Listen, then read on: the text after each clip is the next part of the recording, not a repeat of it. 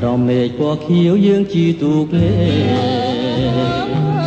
សំសានប្រឡាយនឹងអធម្មជាតិ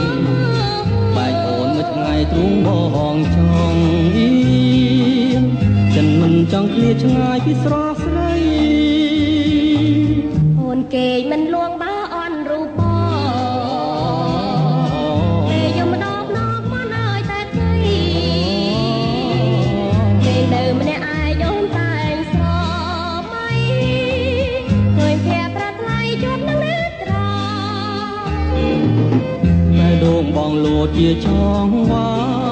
ភ្លេចិនបងចំបែងក្រែងគ្មានវាសនានឹងបានណែបនិតជាប់ចិត្តអរាព្រោះអីគ្រួសារបងអ្នកក្រក្រី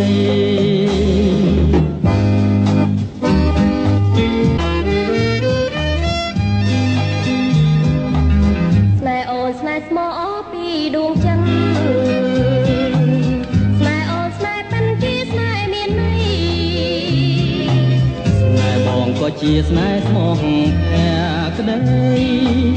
ព្រោះអូនប្រណីដល់ក្តីស្នេហ៍បងមានអ្វីធំជាស្នេហា